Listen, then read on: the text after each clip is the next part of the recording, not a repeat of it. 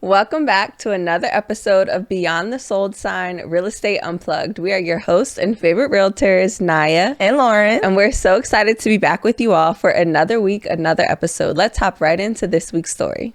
All right, so this listener said, we're confused about counteroffers. When we made an offer, our agent said the seller can't say much, but then we hear stories about people knowing other offers exist, numbers being hinted at, and strategies behind the scenes. What are realtors actually allowed to do when counteroffering? And honestly, what's really going on? Okay.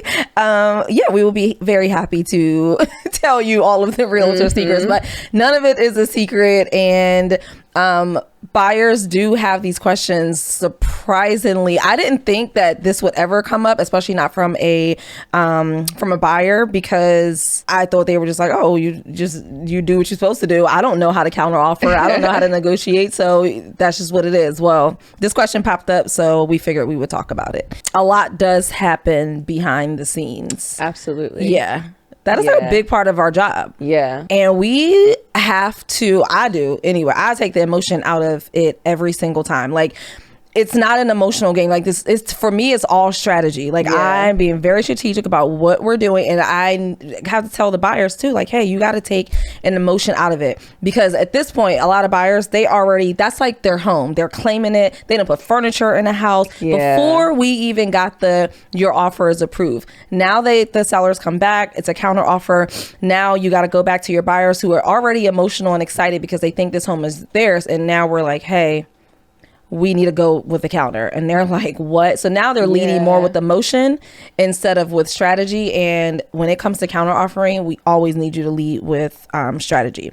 So let's discuss what a realtor can and cannot talk about. Two things that we cannot do. Okay. We cannot share another buyer's price or their terms without permission. And most times they're not gonna give that permission. No. So that's just that. Yeah. We also cannot disclose, of course, personal details or exact numbers. Also, unless we were authorized to do so. And a lot of times we're not authorized to do so. Right. But what are two things that we can do? So we can say that there are multiple offers, and we can say if an offer is like strong, clean, competitive. Right. So like, for example, if we put in an offer and we know there's multiple offers on a home, we may call up the listing agent and say, hey, is our offer still competitive? Meaning, are we still in the conversation with your sellers that we may get this house? So that's kind of the first conversation that we like to have, especially when we know there's multiple offers and you're probably coming back with a counter offer. We want to know how competitive it is. So yes, the seller can then turn around, listing agent can say, yes, your offer is competitive. Right. Or, hey, we have a stronger offer. Yeah. We don't know how much more we stronger. don't know if stronger meant from a term, a price, right? That's huge. Right. So, and that, Yep. And this is just all a part. There are just so many things. This is just all a part of, the strategy, the motivation, all of it. Because, again, an offer, it's not always about price. It's about everything overall, all the other terms and things. And there may be something or a few things that are more important or that have more value to the person selling that you might be able to offer in your offer as a buyer outside of price. What's like that package? Like if you're counter offering and most buyers are thinking it's price. Oh, I have to. Most buyers are thinking it's price. Right, I have to go up my price. Well, what are like some ways that a buyer can really come in strong without maybe increasing their price if we're in a counter offer? A quick close, like a super, like tomorrow's.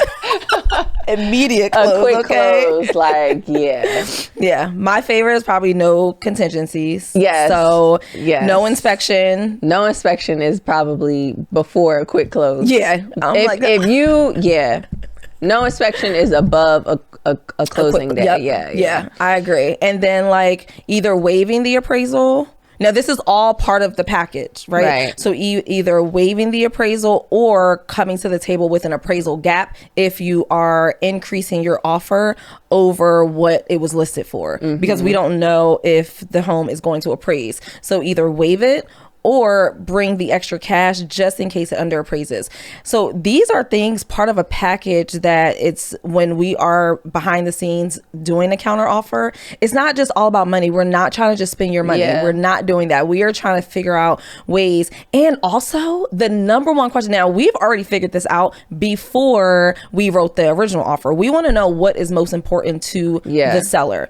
Now, Naya said, hey, we want a quick close. So we know if the seller said, hey, we need to be out, cool. But if they turn around and say, hey, we want to close quickly, but we need a rent back for like 2 months, can you do that? So the seller may have all these offers on the table, right? Great offers, higher offers, but none of them are able to offer the 2 month rent back. But your one offer does, may not be the highest, but that it offers exactly what they need. So they choose your offer. So it's all about strategy and figuring out every single piece of what the seller wants and making sure we hit that. And that's not always about pricing. Yeah. And that's why I say too, like, don't always immediately like count yourself out, because again, you might have that, you just might coincidentally may have like the perfect timeline that allows that person to have that 2 month rent back. A lot of people couldn't do that. And you just happen to be the person that could. Again, like, don't completely count yourself out all the times, because all those other people could quickly be pushed to the side because you can do that, even if your price wasn't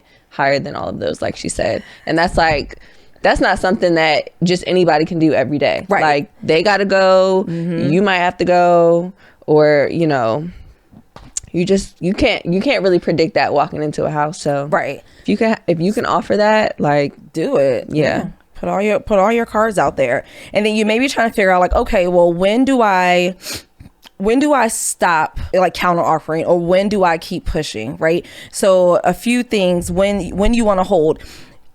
When you want to stop, you're at a counter offer and you come to your agent, you say, hey, I'm going to either counter offer or I'm not.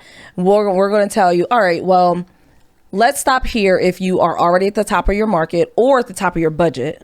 Just stop, like, stay where you are. Your offer is good enough. If the home has been sitting for a long time, I feel like in the DMV, what do you feel like is a long time? I know, right? It's been shifting a little bit lately. It's been shifting a little bit. Maybe a month or more.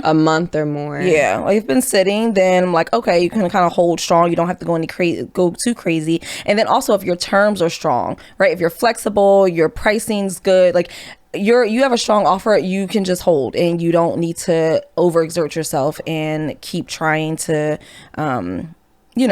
get your offer accepted, because at that point I think it would.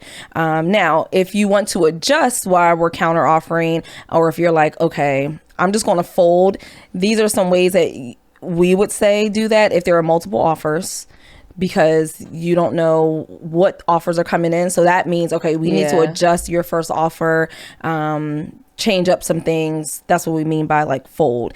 If you are emotionally attached, we talked about this earlier in the episode, you got to take those emotions out of it, because at that point I feel like you're walking into it like, this is my house. It is, but it really isn't. Like, actually, it's not your house at all. So in order to get you that house, we need you to take your emotions out of it for a second and really think about it strategically, and not just to win the house, but when you are at the closing table, we want to make sure that you are very excited and you didn't just get caught up in the moment so that you could win a house.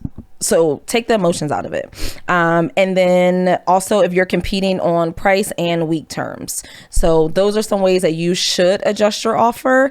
And then we also gave you the ways on when you should not adjust, and you can just kind of keep it where it was in the beginning. I guess it's important to note, price isn't everything.